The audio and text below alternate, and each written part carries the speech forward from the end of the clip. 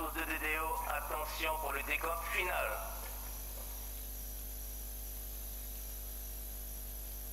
Dix, 9, 8, 7, 6, 5, 4, 3, 2, 1, top. Allumage les contrôles. Allumage les contrôles, décollage.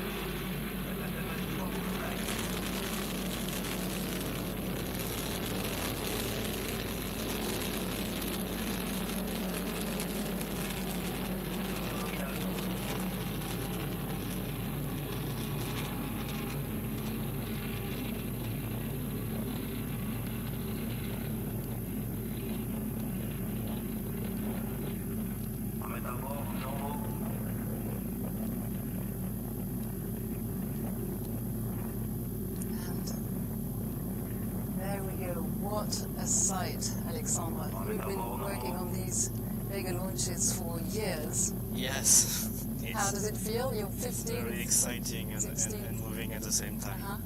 It's a Vega rebirth. So apart from the first one, you have always been there? Yes, yes, from the second flight. So you can admire the liftoff on the launcher acceleration when you're on the first stage PAT, with an average thrust of 230 tons for a launcher total mass roughly twice less. This is what gives Vega this particular feeling of acceleration. Very impressive, Beatrice. I mean, you are used to seeing these takeoffs. It's something else, isn't it? I used to see those takeoffs, but always inside the Jupiter, so never outside. So that is really very impressive to see anyway in the screen. So, Alexandra, take us through a lot of we were just listening to the DDO announcing it. A lot of milestones taking place in very quick succession. Please take us through it. Yes, now it's the tail off of the first stage. It's confirmed by the DDO. And now the separation of the first stage is confirmed. So approximately the ignition of the second one, named 023, is confirmed now. And the information from the launcher, we can still see the sky. It's an amazing sky we have tonight. We're very, very lucky. The information from our launch is being picked up by the first ground station along its path, as we were saying earlier, Beatrice, the station of Galileo in Kourou. In mission control, of course, everyone is following what is happening very, very closely, and you can follow on your screen here to the right. You can follow the altitude, distance, and speed of our launcher, its trajectory on that yellow line to the right of your screen. So everything nominal, as they're telling us in mission control.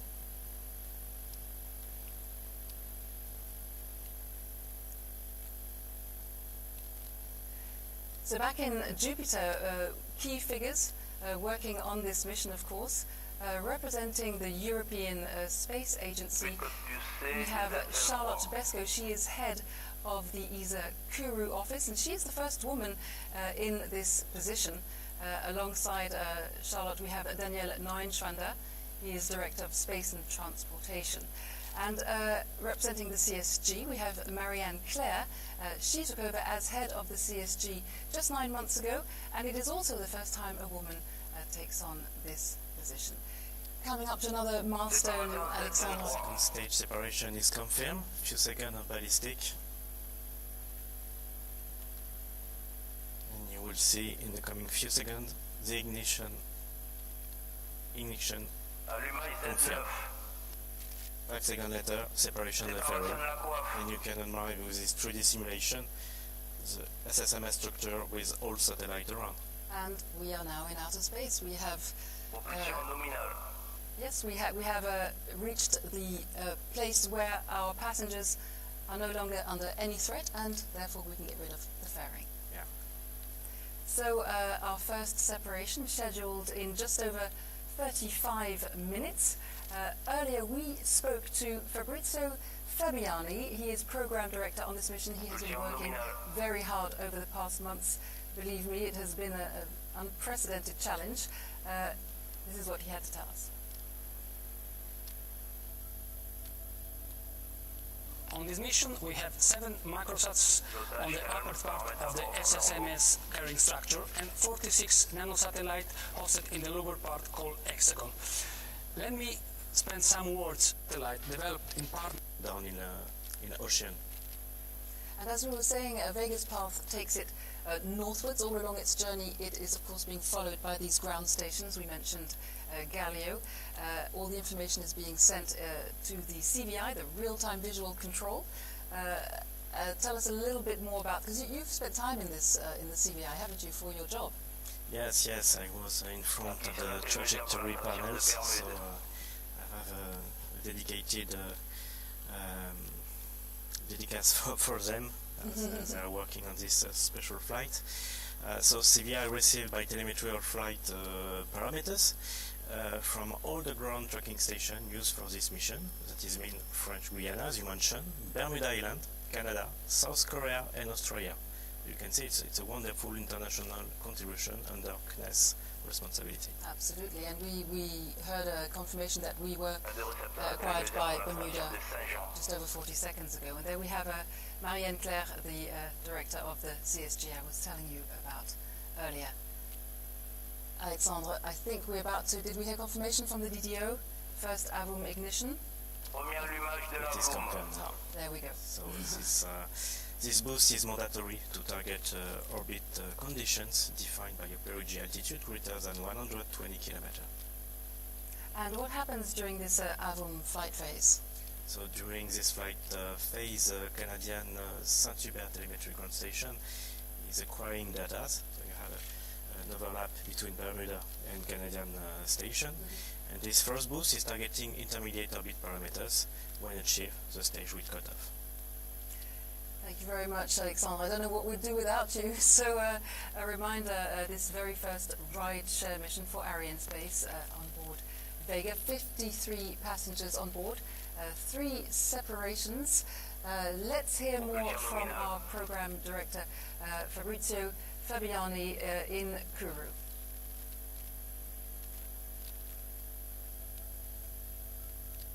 What you are looking at is the motion of the satellite separation that is going to happen in a few moments. On this mission we will have 3 separations. First one involves the 4 microsats which are on the towers. The second batch involves the 3 microsats on the deck, and the last one, delayed by about 10 minutes and on a higher orbit, will involve the separation of all the 46 nanosatellites which are hosted in the canisters integrated onto the Hexa module. The canisters on this mission have several sizes and come from several manufacturers like ISIS, Tyvak and Astrophane. The main feature of the canister is to protect the satellites during the launch and to eject the satellite into space when the separation command from the launcher reaches the opening mechanism that allows the satellite to get out. On this mission we have satellites from 0.25 unit up to 6 unit. 1 unit is a cube having the dimension of a Rubik cube.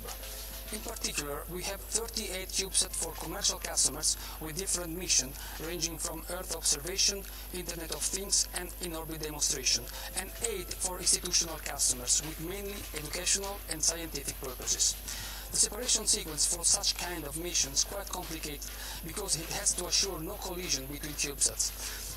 We have globally 21 customers for all over the world, and in particular from US, Canada, Thailand, South America and many from Europe. I'm very proud to have worked with all of them side by side for about 2 years. It was a great experience to exchange with so many persons from different nationalities, cultures and backgrounds. I personally learned much from all of them. It was a long and challenging journey, receiving a so huge amount of data from all the customers, putting them together, doing the mission analysis and making available the key data to the right person at the right time. It was a great teamwork. I'm so grateful to everybody for that. Thank you. So 53 passengers on board our launch tonight, and among them a few from North America. We're joined live now by Stella Guillen, live from Washington, D.C. Stella Guillen is Arianespace's VP for Sales and Marketing. Good morning, good evening, Stella. Good morning for us, good evening for you. Thank you for joining us. Hi Liz, so excited to be here. We were talking about the North American market. What are the prospects for the SSMS on the US market? Yes, so out of the 53 satellites, a lot of them are from the US. This is a market, the small satellite market has been growing tremendously, about 10 times since 2010. We consider small satellites between 1 kilogram to 400 kilogram, which equates about 300 satellites a year, so it's a significant market for us. And with the help of the European Space Agency and the L3 program, we have been able to develop some carriers that can actually help us meet the demands of this market. So very exciting. And tell us, what is Arianespace's answer to that? What are your differentiators? So we are actually very uniquely positioned to meet this market needs. Arianespace is a family of launch vehicles that complement each other, so that gives us the capacity to basically offer launch services for any satellites, any shape or mass of satellites to any orbit at any time. Today we're launching to a LEO orbit, but we have we're launching constellations to MEO, we are launching to geostationary orbits, we're having a lunar program Riser mission coming up on Ariane 6, so all kinds of flexibility in orbit. And also our new vehicles, Vega C and Ariane 6, will give us the flexibility or the capability to perform several boosts of the launch, and that will allow us to give smart deployment schemes for customers for Riser missions and for constellations. We're also providing some financial schemes to new entrants in the market. That's thanks to BPI and the European Investment Bank. Lots of flexibility and a very reliable launch service. And so, as you were mentioning, Vega C to look forward to in 2021. Yes, we're very excited. There's a lot happening on Vega, and for the small satellite market and the Riser possibilities, we actually have coming up 2 missions in the next 6 months that will allow us to put Riser missions for CubeSat. So it's a great opportunity. We have an equatorial launch Riser mission coming up as well. Obviously Vega C, and also on Ariane 6 coming up as a new launcher as well. And in a few seconds, yeah, you might have a message for your partners tonight in a few seconds. Absolutely. Thank you so much. We know that every satellite mission has tons of people behind it, and their hearts and hopes and everything goes with a day like today, the launch day. So we want to say thank you so much to our customers for the trust they put in us, and for the Vega team that has worked so hard and has giving us so much passion and drive through the campaign. Thank you so much. Thank you very much for joining us. That was Stella Guillen live from Washington, D.C. Thanks, Stella. Thank you. And back here in the studio in Paris, Beatrice has left us shortly in order to be able to respect social distancing rules, and Luce Fabregat, Arianespace Executive VP, has joined us. Thank you very much for being with us, Luce. Thank you, Bernice. Good morning. Good morning, indeed. You have returned from Kourou quite recently. Yes, 2 weeks ago, in fact, after the successful launch of Ariane 5. Congratulations. Thank you, and I'm very pleased to be there, thanks to all the teams, in fact, and I'm very pleased to be here with you, almost at home, to follow this launch, this Vega launch today. Well, thank you very much. And while we were speaking, Alexandra, sorry, but another milestone, the Avum extinction. You can hear now it's the first Avum boost cutoff. So we will start a slow maneuver to start a long ballistic phase with a dedicated barbecue mode. Well, thank you very much for this information. And we're now going to be going to some replay pictures of tonight's launch. You can never watch it too many times, and this will be an opportunity for me to ask our 2 guests here who've been around for a while and who've seen quite a few launches. Have you actually seen many of them with your very own eyes? Because you're probably most of the time sitting in mission control or somewhere else. Exactly. Unfortunately, I could see only twice launches. It's a gift when you are in training, and yes, it's impressive and forever in mind. But on the other side, the land campaign job does not allow to rejoice in such a spectacle, as you are dedicated to your work during the flight. Absolutely. So same question goes to you, Lisa. I mean, you've been with Arianespace for some time? For 15 years now. And as for Alex, I've seen most of the launches from inside. I think I have been lucky to see around 10 launches from outside, Kourou and Baikonur. And Baikonur as well. And I must say that from outside it's really even more impressive than from inside. Even though from the mission center you can hear the sound, the noise of the liftoff, and you can feel the vibrations, but for outside it's much more magical, and that's I believe I will never be blasé about this spectacle. Absolutely, it is true. I have experienced it myself, and even within the Jupiter Control Center, it is unbelievable how you sense the vibrations. Absolutely. I'm a little envious about people outside of HPNR today. Yes, they are lucky to be there. Tonight's mission marks Vega's return to flight after more than a year, doesn't it, Luce? Yes, we were lucky, in fact, with the beginning of Vega. We had 14 successes in a row, which is a record for a new launcher in the world. And then last year, in July, we had this failure of Vega, the first failure of Vega. But since then, we have had to perform huge work with ESA and Avio, our partners. And now we are ready, and we have seen that the launch is performing perfectly with this Z23 that was the issue that had the anomaly last year. Thank you very much, Luce, and we're going to be going over to this short video of our Chief Technical Officer, Roland Léger, on Vega's return to flight.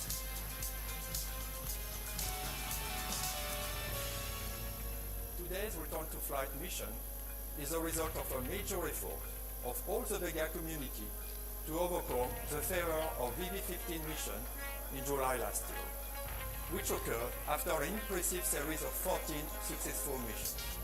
Immediately after the flight, the European Space Agency and Arianespace set up an independent inquiry commission, co-chaired by ESA Inspector General Tony Torkelnissen and myself as the Arianespace Chief Technical Officer. This commission was composed of independent experts from Avio, ESA, CNES and ASI space agencies, along with representatives of the Italian and French Ministries of Defense.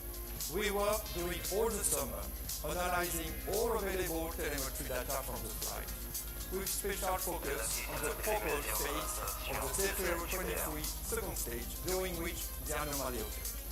At the completion of this extensive and thorough process, we defined one possible and most probable root cause.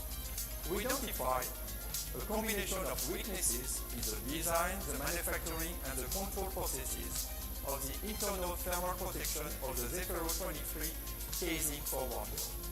The conclusion of this comprehensive activity were delivered at the beginning of November 2019, with 20 recommendations out of which 14 were deemed mandatory and to be implemented before today's return to flight mission.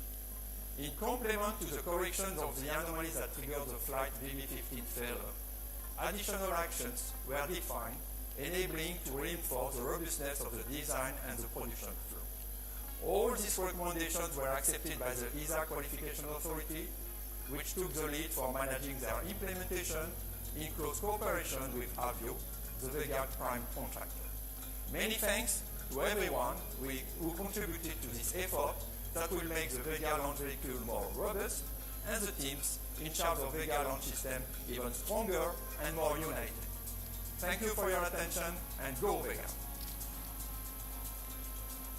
That was Arianespace's CTO, Roland Léger. Alexandre, you said earlier it's Vega's rebirth tonight. Yes, it's a very important flight.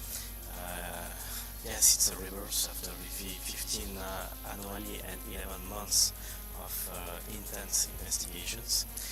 Vega had, as mentioned by Luce, 14 success in a row since its first flight in 2012. But similar to all launchers that persist on the market, this painful step is inevitable. This is an integral part of the launch system life. So anyway, we learn from this failure, as mentioned by Roland, making us stronger than ever. Absolutely, and as Stefan was saying, it is also our very first rideshare mission. Yes, it's for its rebirth, in fact, as was said by Alex. Vega is blazing the trail with this new rideshare mission, which is very important for providing new services to new customers, institutional customers, institutional needs, universities, which is also very important, and it was mentioned by Beatrice also before, and private commercial new entrants to this market that becomes affordable thanks to this solution, SSMS solution. Thank you very much for that, Luce. We're going to be going back to mission control shortly because, of course, Vega's prime contractor is, of course, Italy's Avio, and we're going to be speaking to Avio's CEO, Giulio Ranzo. He's going to be joining us from Mission Control, where they're all very concentrated on the mission tonight, as we're coming up in just over 17 minutes to the first separation. Good evening, Mr. Ranzo. Thank you for joining us. Can you hear me? Good evening to you. Thank you for inviting me. Good evening. So, of course, as we've been saying throughout the webcast, it has been quite a year, hasn't it? Yes, it has been a very challenging year. I think we started in March with the expected return to flight. We were ready to go, but as you have probably noticed, we've been stopped by the evidence of the pandemic, and so we were deferred to launch in June. And unfortunately, we hit again an exceptional condition of a bad weather condition, and so we were pushed back to fly in early September. But here we are, and now we're orbital at this moment. And of course, it's also a first, it's a proof of concept flight. Can you tell us more about this new service? Yes, I think it's a first-timer for Europe. It's the very first time we arrange a so-called rideshare mission. We're going to be taking 53 satellites to space all at once. The very sophisticated technology that Avio has put in place under the umbrella of an ESA program to deliver these satellites to different parts in space, different places, with the help of very sophisticated technology. So we're very happy for this to open up the new market for small satellites for Europe. And as we were talking about with Stella Guillen from Washington, early 2021 is also going to see something new with Vega C. Yes, indeed. This is the project we've been working on for the last 4 years. It's a new version of Vega, more powerful, with 2.3 tons capacity in low Earth orbit as compared to 1.5 tons in low Earth orbit, which Vega has at the moment. So this will provide customers with more cost competitiveness, so it'll be increasingly more attractive for customers, and we will perfect certain technologies to a higher extent. So it's a very big night tonight for you and for your partners. Yes, of course. I will take this opportunity to thank the whole partnership of the European stakeholders. We've been working closely with the North Service provider Arianespace and with the French Space Agency CNES, as well as with the European Space Agency over the last few very challenging months. And if it was not for our partnership, we wouldn't be here today. So I think partnership is the name of the game tonight. Well, thank you very much for taking the time to speak with us. Avio CEO, Mr. Giulio Ranzo, thank you very much. And we're actually going to stay in mission control. We're going to speak as well to Marino Franito. He is Arianespace's sorry, he also is part of the Arianespace family. So Marino is going to tell us a little bit more about this very special SSMS offer, because of course Vega is the smallest, the youngest of the Arianespace family, and Arianespace looks back at 40 years of innovation, of which the SSMS is the very latest. So Marino, are you there? Can you hear us in mission control? Marino Franito? Marino, hello. Yeah, hi Liz. Thank you very much for Nice taking the time to be with us. Thank you. So tell us more about this we're this new very happy service. to be here tonight. We're very happy that we have the lift off. Yeah, so first of all, I have to say that Vega is a launcher which has been conceived for to serve the small satellite market, and it has performed a series of very exotic missions since its introduction. And even if let's say that it has mostly served small satellites and sun-synchronous orbits, and SSMS is a new kind of exotic mission, but especially it's our new service to structure the offer for the small satellite industry. So, as you all know, Arianespace has structured the commercial market, has been the first launch service provider in the world for the commercial satellite market. Now our ambition is also to structure the small satellite market and to serve the small satellite industry with a very reliable, affordable and regular service to space. And how do you achieve such an affordable service? Yeah, so our solution was based on streamlining, let's say, the integration of small satellites. We have performed for the very first time integration of satellites in Europe, in Czech Republic. We have simplified the contractual clauses for our customers, and we have reduced a lot the integration time to the launch vehicle.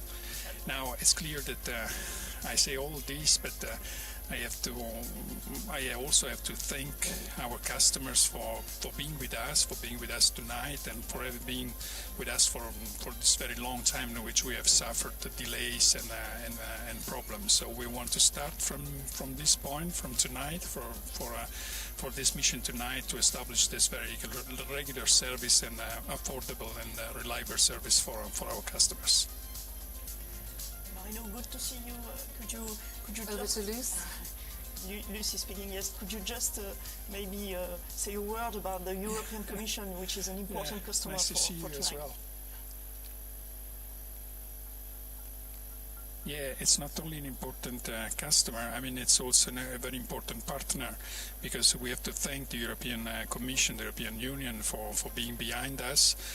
We probably we wouldn't be here tonight with SSMS if the European Commission and the European Union had not backed us on this very ambitious program. And I think it's not only helping Arianespace to achieve this mission tonight, but it's simulating the European new space economy that we want to create and to make a very established and very well organized new space economy. Marino, thank you very much for taking time out from your very busy schedule to speak to us. I realize that we're coming up to about 10 minutes before the first separation, so I'll let you get back to your team and back to work, and good luck with everything this evening. Thank you very much for being with us, Marino Franito. Thank you, and let's cross our fingers for a bit longer. Bye. Bye-bye, and we'll be back with you shortly in mission control. So we're now less than 10 minutes away from our first separation. This moment has been a long time coming, hasn't it, Luce? Yes, right. So how do you feel so close to the goal? That's really an exciting moment, and usually when I am in the mission center, as Marino and Stefan are today, when we are with the CNES teams and the customer teams, you can feel in these last minutes before the announcement of the separation an atmosphere of sharp and heavy concentration, and the center is getting more and more silent. expecting this announcement. So it's really a crucial time in the launch. For sure. Yeah, and as you were saying to me just before we went live, a time when everything goes quite silent. That's right. Yeah, absolutely. More and more silent. Yeah. Lucy, you're going to be leaving us for a short while, but you'll be back. In the meantime, Alexandra, could you please take us through the main events of the mission so far and what we can look forward to? Yes, we will record the main phase for morning spectators. For those who are joining us. Yes. So who missed their alarm clock. During the first phases of flight, the solid booster stages PAT 023 and 09 were tracked by the telemetry ground station Galileo over a duration of 6 minutes and 30 seconds. Due to safety aspects, these 3 stages will re-enter in the seas. The last stage, integrating a liquid engine and named Avun, reached a transfer orbit after first boost duration of 8 minutes. These boosts were tracked by Bermude and Canadian Saint-Hubert ground station. In order to make the first SS orbit circular, a shorter second boost of 1 minute and a half will occur under South Korean Jeju station visibility after a long intermittent ballistic phase of 20 minutes. Once the targeted orbit reach, the 7 passengers on top of SSMS deck will be released. For the second part of the mission, a short third Avun boost will occur under Australian Lunasia station in order to start the target's 530 km SSO. And after 1 Earth rotation, a fourth Avun boost will circularize the CubeSat injection orbit. Then, the separation sequence will be tracked by Bermuda ground station telemetry. Finally, the mission will end by a 5th Avun boost and will re-enter in the ocean. The total Vega mission will last less than 2 hours. Thank you so much, Alexandre, for all those details. And we are welcoming back here on set in Paris. Beatrice, thank you for being back with us. Yes, to you. And I think we're also back in touch with our launcher, Alex. Yes, we will be quite at the end of this first long ballistic phase.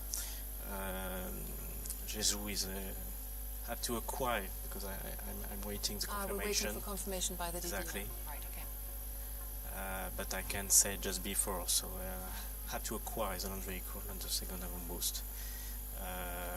And this boost had to occur in a couple of minutes to complete the first injection of it. Absolutely. I'm waiting this confirmation now.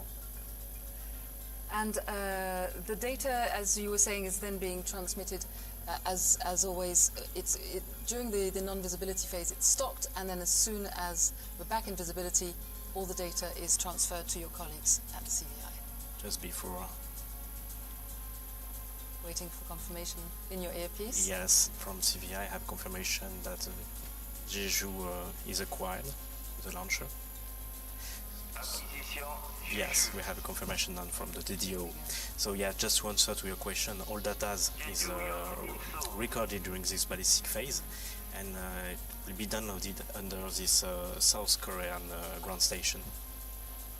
The South Korean ground station, which gave us a big fright last night, didn't it?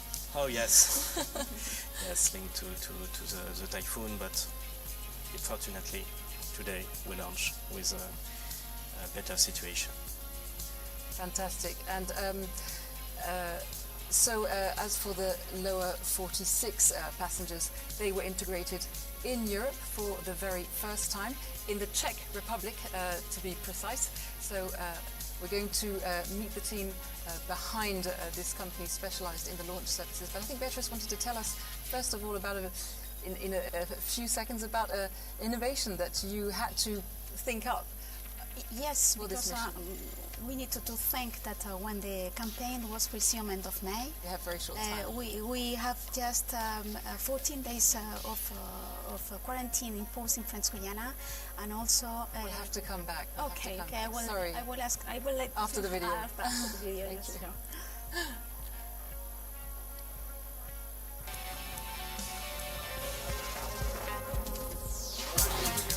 Started with this amazing project called SSMS, Multiple Satellite Launch System for Vega launch.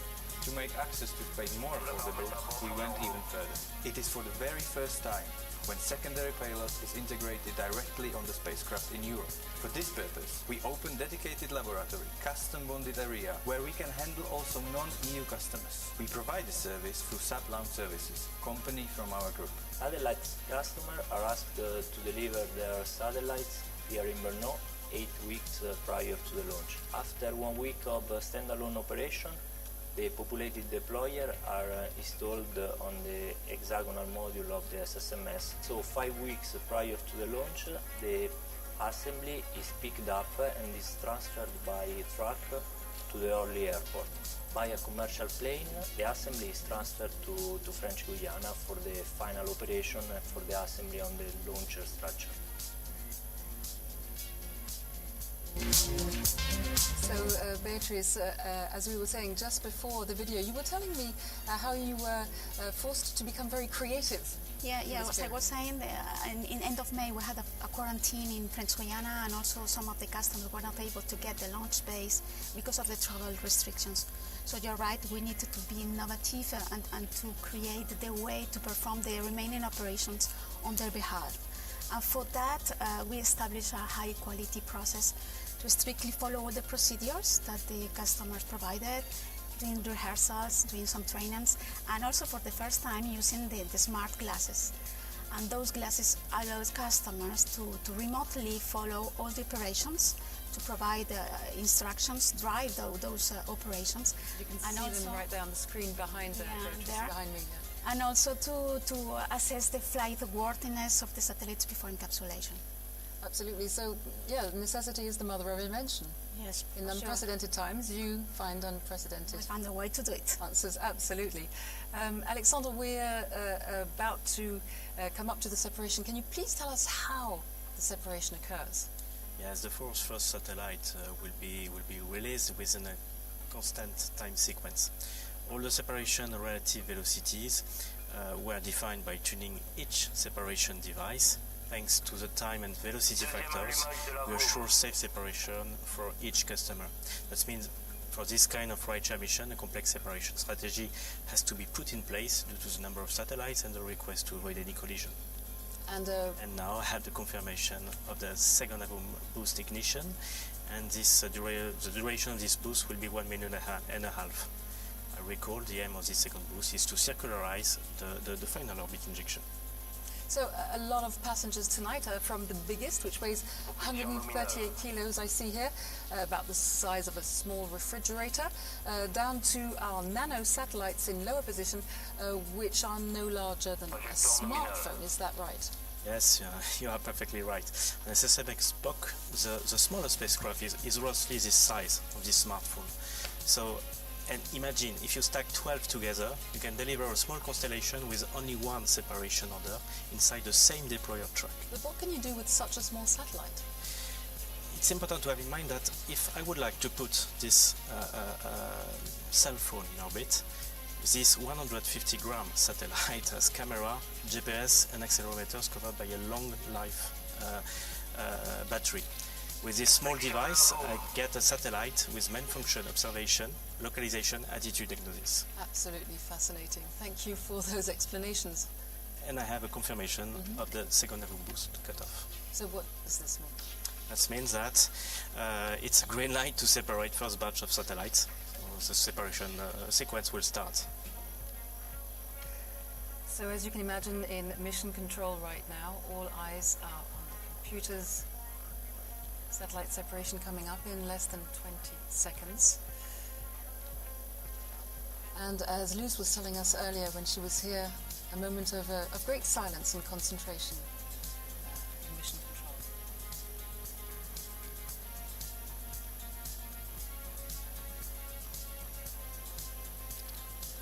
Séparation Athéna.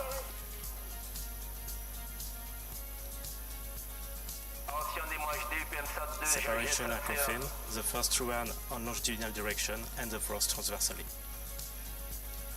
And there we go, we see some signs. Of course, this is the first of 3 separations. Nevertheless, it has been a long time coming, and we can see the expressions of joy there in mission control. If you don't mind, I would like to add something. Please, Beatrice. Because I'm personally touched by one of those separations, one of those satellites that has been developed and manufactured by the students of the University in Madrid, where I made my engineering studies. So if I'm here today working in the space business, it's thanks to one of those projects. I would like to highlight the importance that the small satellite projects in the university has for creating new space engineers, and also to thank all the entities that provide the necessary support to make that happen. So thank you very much to all those actors.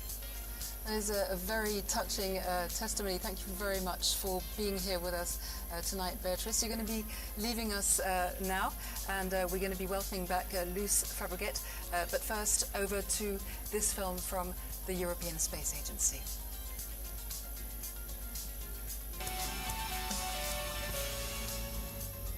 Thanks to SSMS, or Small Spacecraft Mission Service, more than 50 satellites will be launched at once. This new dispenser has been developed by ESA and Avio and manufactured by Saab Aerospace in the Czech Republic. The European Commission is contributing to this proof-of-concept flight.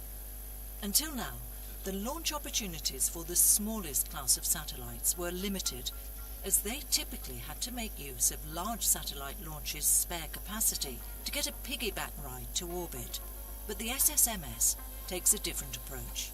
The Small Spacecraft Mission Service allows to perform dedicated launches, specific for and tailored for small spacecrafts.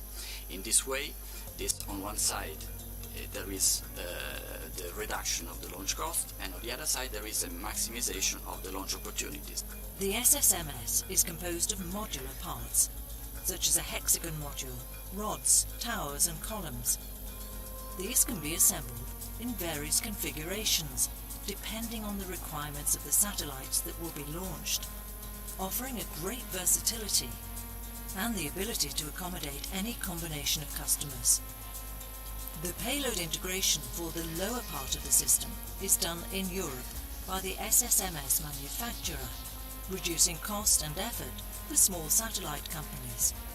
The top-level satellites are added at Europe's spaceport in Kourou.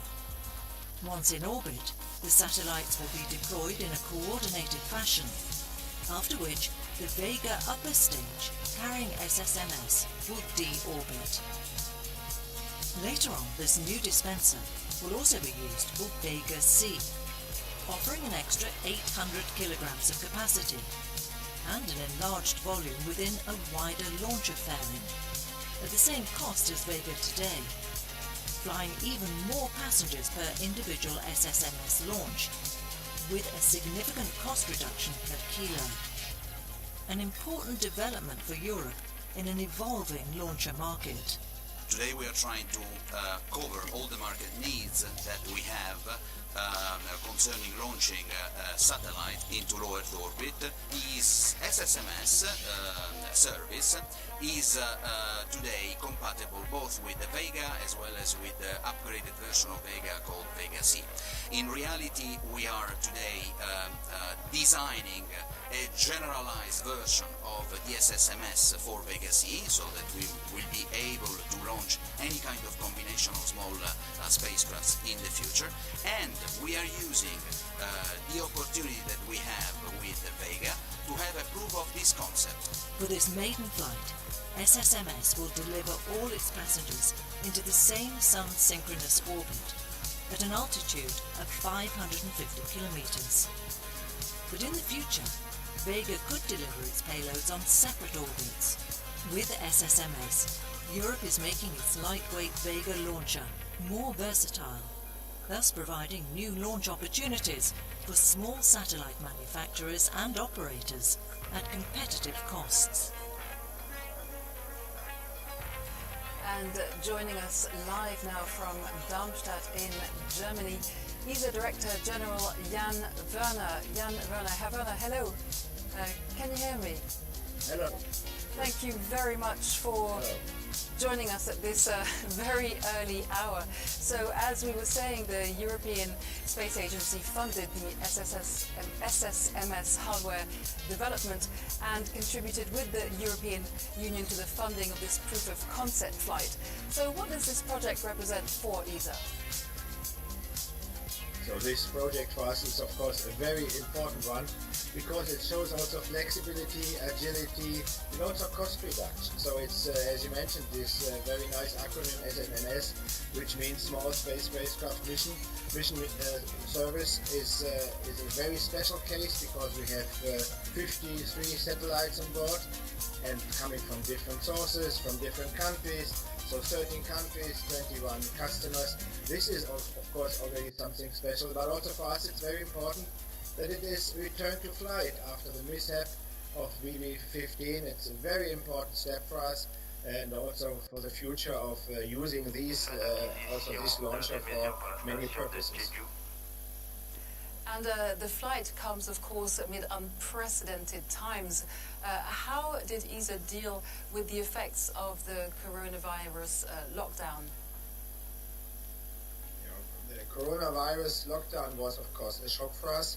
We started in late February this year to observe the situation and to think about consequences for us. And then we went in total teleworking very early in March, meaning all people. We sent home all people. That was possible for ESA because we have teleworking already as a normal action in our daily life. But of course, to send all people at the same time home was difficult. We could not and we should not send all because, for instance, Kourou, we cannot go back from the launch site. We had a similar situation with the Satellite Operations Center in Darmstadt where we still needed people. The satellites were flying even with the virus. And also some of the test laboratories were continuing. But we reduced people dramatically, and I can say they performed very well. We could even accelerate our payments to industry, which was very important at these times. But now we are back, and this is good. As you're saying, we're back. Luce Fabriquet is here with us on set. I think you wanted to ask Jan Werner a question about the launcher, maybe. Yes, Jan, because it's also the return back to flight of Vega. So what does it mean for ESA, according to you? Yeah, you see, first of all, for me personally, it's really a great relief that we saw this marvelous launch, because you can understand if a launch does not work, it's already the Director General who is guilty. That's very sure. If it's success, many people are there and celebrating it, that's good. But if something happens, then of course I get immediately very bad reactions. And therefore, it's for me personally also a big satisfaction that all people work together with Avio and also with ESA and Arianespace to really make this flight a success, and therefore I'm really happy about it. Thank you very much for being with us tonight or this morning, Jan Werner, Director General of ESA. Thank you for joining us. That was Jan Werner live from Darmstadt in Germany. As we were saying, unique EU-ESA cooperation. So we're going to go straight over to this interview with Pierre Delceau from the European Commission.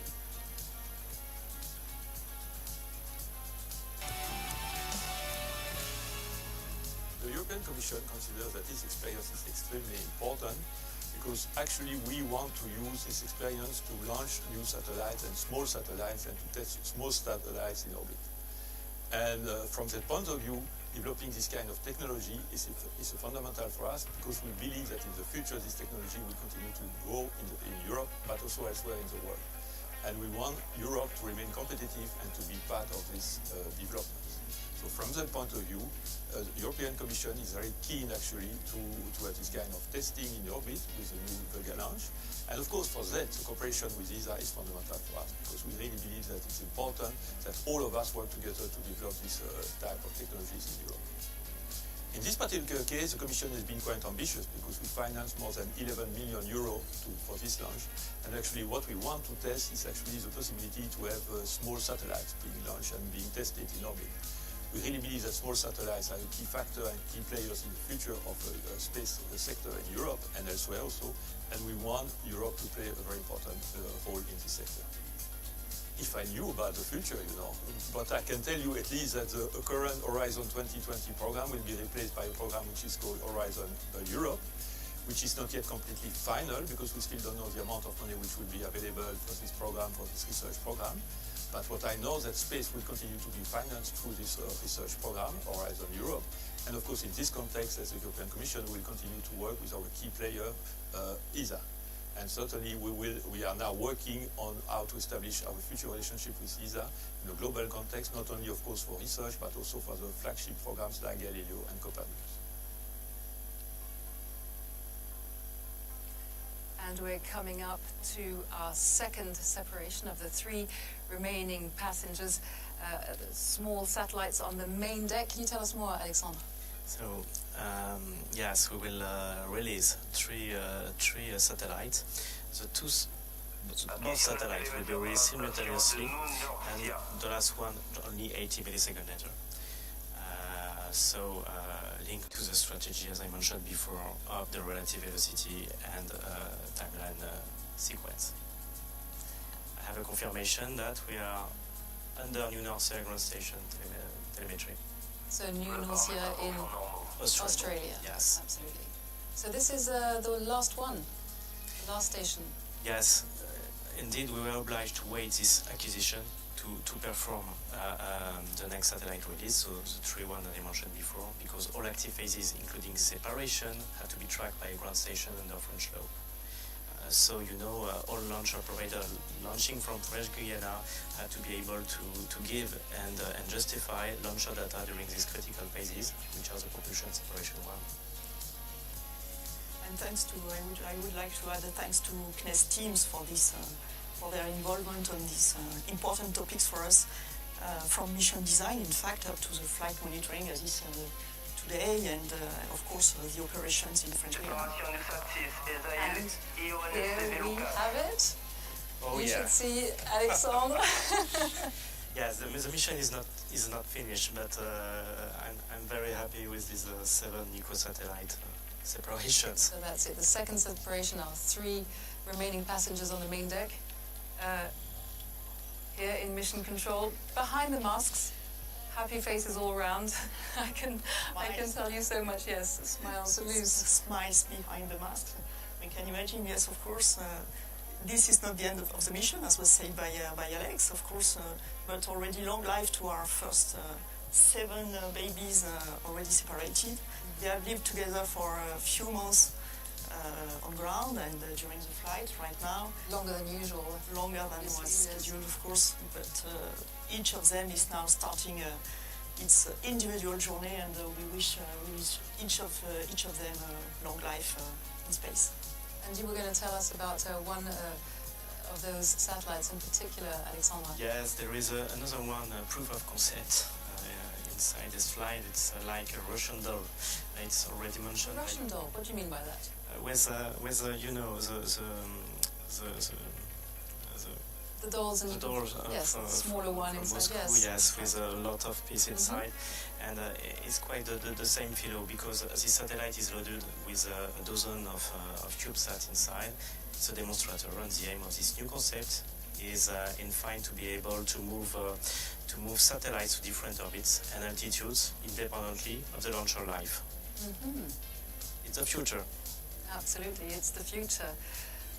Well, Luce, 46 satellites separating next in less than 3 minutes. 3 minutes. It will be a record for Has that been done before? No. It will be the first time for Arianespace. First time for Arianespace. So a lot of firsts tonight. You're right, yes. Some mission this is tonight. We'll shortly be going back to Kourou to hear from Arianespace CEO Stéphane Israël after this second successful separation. Arianespace has been launching from French Guyana, from the Guyana Space Center, for 40 years. So let's watch this film marking Arianespace's 40th anniversary.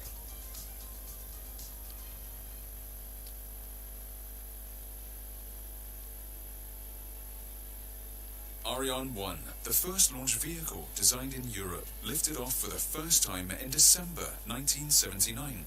It drew on France's preliminary work on the Diamond rocket and was designed from the out. Arianespace CEO Stéphane Israël. Good evening again, Stéphane. Good morning for us.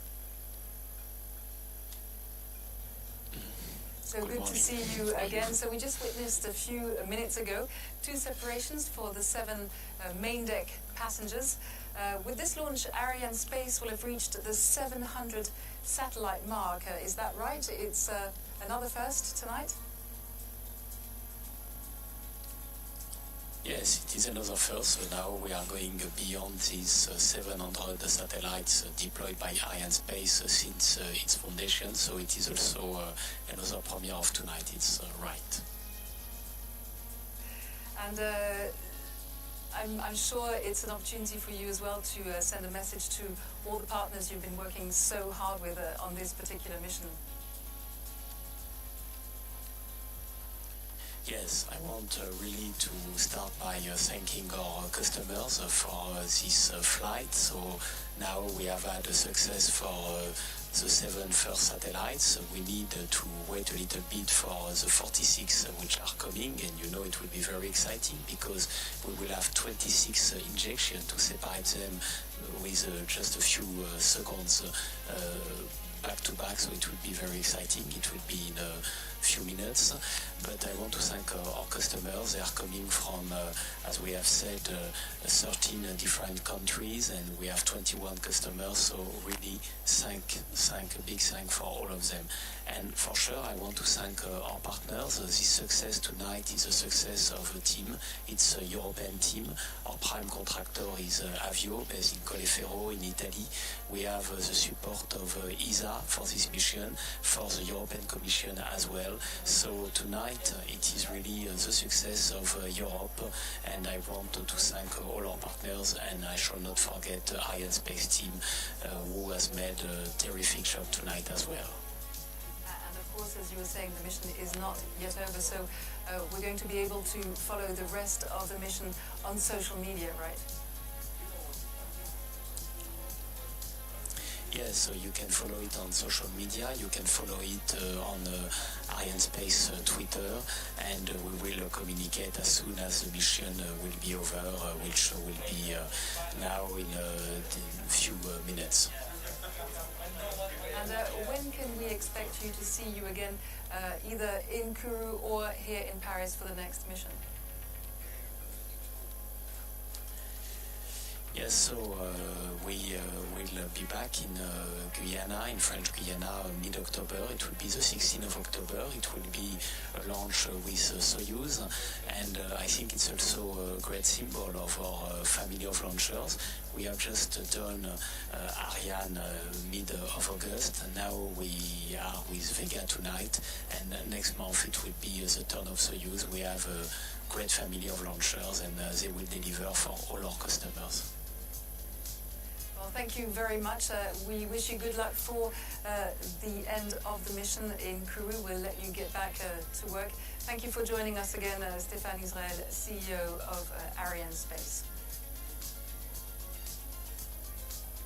Thank you, Lisa. Thank you. Thanks a lot.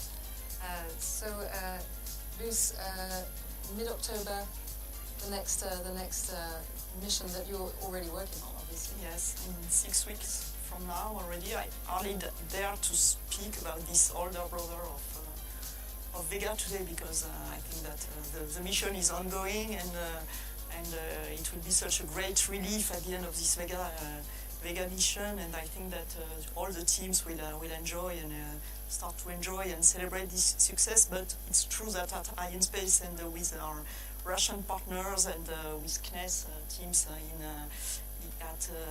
in French Guyana, we have started we have started the operations, and we have started to work to prepare this Soyuz launch in 6 weeks from now. So we hope to see you either here in Paris or in Kourou in 6 weeks' time. As we were saying, it is getting quite late, or rather early here in Paris, so we'll be ending the webcast shortly. But of course you can follow our social media team. We'll be holding you by the hand and taking you through right to the end of this mission, and Alexandre is going to take us through the main stages that we'll be able to follow as well. Thank you, Alexandre. Yes, so it's important to note that the third boost occurs before the loss of inertia concession, so everything goes nominally.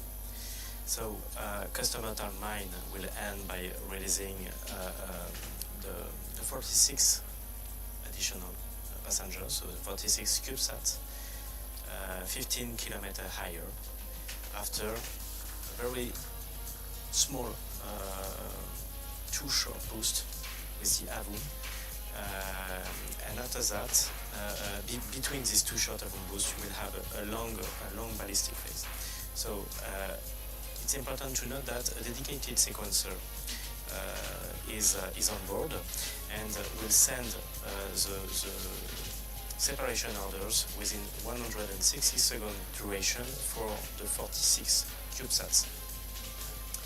And all the sequence order and separation direction, of course, were optimized to guarantee for each customer safe condition at injection. It is not, I recall, it's not so easy for 46 CubeSats within a short duration, below 200 seconds. Well, thank you very much for those explanations. This should be happening in a few dozens of minutes from now. Yeah. And of course, we'd like to say a very big thank you to the teams both here in Paris and of course the teams in Kourou that have made it possible to bring you this live webcast. A big thank you as well to our interpreters who've brought you the entire webcast in real time in French, Marc Famin and Alexandre Carayon. So thank you very much, Alexandre, for being at our side all evening and taking us through all the key moments. Thank you for this opportunity, and it was really a pleasure to be here this morning. Thanks a lot, and Luce, thank you very much. We hope to see you again in 6 weeks' time then. Thanks a lot to you, Lise. The next launch. So a big thank you to everyone this evening, and please stay connected on social media, stay with us, and we'll see you again very soon. We're going to leave you now with some beautiful pictures of replay of tonight's launch, and we'll see you back here very soon.